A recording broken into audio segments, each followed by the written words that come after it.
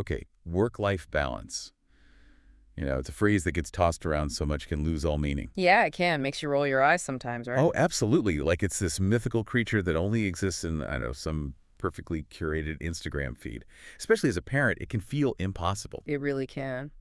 But the material we're diving into today, it seems different. It feels refreshingly honest about this whole juggling act we call work and life, especially for parents. It does. It really struck me how this source doesn't sugarcoat things. It gets those unpredictable schedules, the never-ending to-do lists, even that nagging feeling of, like, parental guilt we all carry around. Right. Like it acknowledges that it's not as simple as just making a schedule and sticking to it, because life. Exactly. And what's great is, instead of promising some magic solution, this source gets down to the practical stuff. Strategies that don't involve, like, quitting your job or hiring a full-time housekeeper. Yeah, none of that hire a personal chef Mm-hmm. nonsense. So what's the starting point then? Where do we even begin with this whole integration thing? Well, they emphasize establishing boundaries as the foundation. Okay, boundaries. Yeah. But I feel like we hear that word so much. What do they actually mean? Yeah, and it's not about building walls between work and life, which, let's be honest, who can do that these days? Seriously? It's more like creating structure. Think of it like framing a house, You need that solid framework before you can decorate and, make it a home. Right, right. So it's like you're creating some distinction between work you and home you, Here. even if your office, IS, the kitchen table these days. Exactly. And the source even mentions things like setting defined work hours, even if you're at home, and using visual cues to signal the end of the workday. I like that. Visual cues. Instead of just shutting your laptop at 5, maybe you put it away, out of sight, done. Or maybe set up a little dedicated workspace, even if it's a corner of the dining room table. Even that tiny bit of physical separation can help. It's a signal to your brain, right? Like, okay, work mode is ODFF now. Exactly. Our brains crave that structure, that predictability, especially when those lines between work and home get blurry. So true.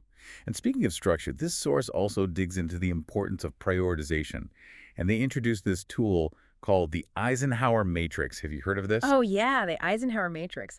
Classic time management technique. And for good reason. I'll admit I hadn't. So break it down for us. What is it? Okay, so picture this. You've got this mountain of to-dos staring you down. Work deadlines, a kid who just woke up sick, groceries are running low, and that laundry pile is out of control. The Eisenhower Matrix helps you sort through it all. Just magically makes it all disappear. Well, no, but it helps you decide what actually needs your attention first. Okay, I'm listening. Give me an example. All right, so that kid who woke up sick, that's both important and urgent. Right, top of the list. Exactly. Then you've got a work deadline.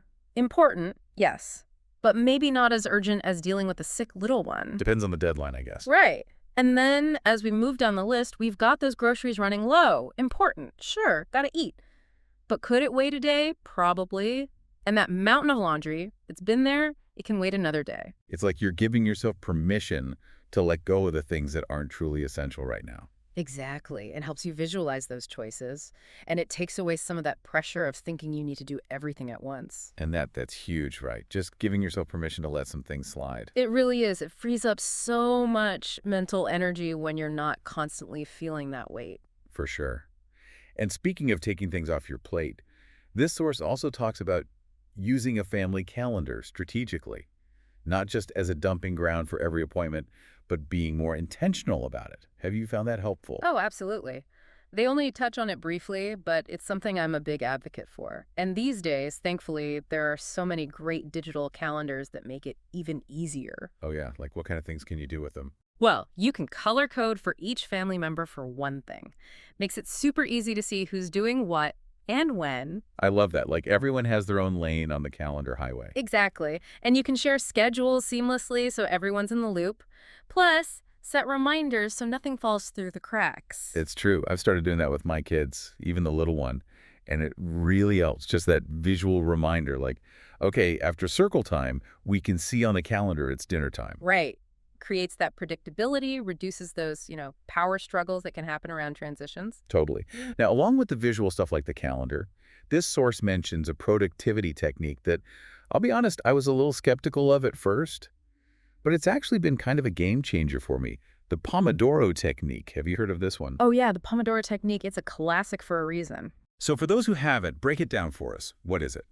Okay, so essentially you set a timer, usually for 25 minutes, and you focus on just one task during that time. No distractions, just pure focus. Then, when the timer goes off, you take a short break, like 5 minutes, and then repeat. Okay, so those little bursts of productivity. But does that really work?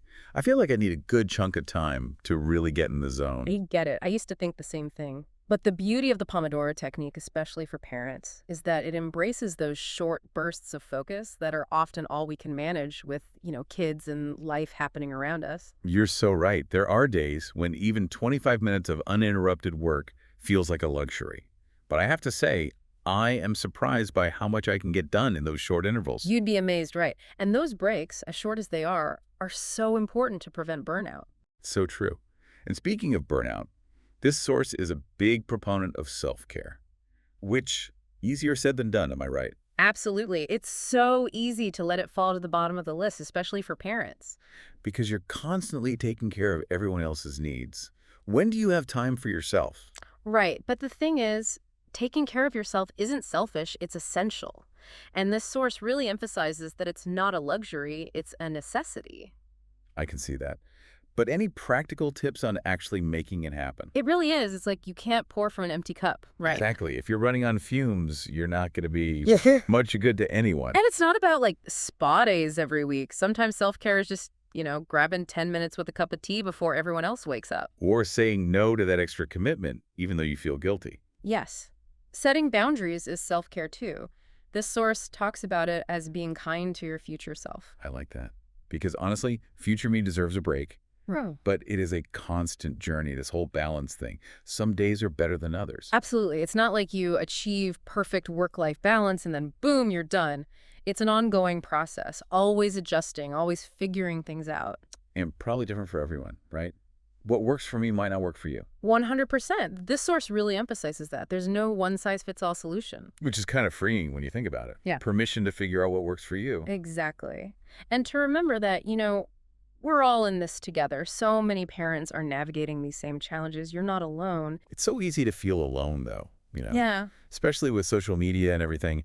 It seems like everyone else has it all figured out. Right.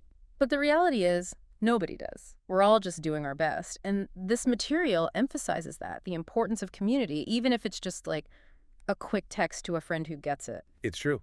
Sometimes just having someone acknowledge your struggle makes all the difference. Huge difference. Normalizes it, Okay. This is life. It's messy. It's chaotic, especially with kids.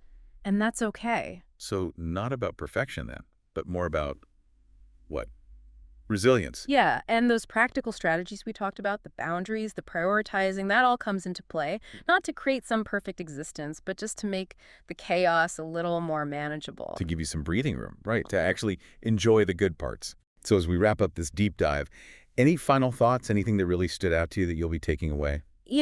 I think for me, it was the reminder to be kind to myself, which sounds so cheesy, but No, I get it. We're so hard on ourselves. so hard, especially as parents. And this source really encourages that self-compassion. It's okay to not be perfect. It's okay to have those days where everything feels like it's falling apart. You're still doing a good job. Love that. It's just an important reminder. It's not just about the external stuff, the schedules and to-do lists, but the internal stuff too. Right. Taking care of your mental and emotional well-being. It's all connected. Well said. And listeners, we want to leave you with that thought too. We've talked a lot about practical strategies, but as you navigate your own work-life balance journey, think about the internal stuff as well. How do you cultivate a sense of calm amidst the chaos? Because ultimately, it's about finding that sustainable rhythm that works for you, that lets you show up as your best self, both at work and at home. Couldn't have said it better myself. And on that note, this has been a great deep dive. Until next time, everyone, keep those calendars organized and remember to be kind to yourselves.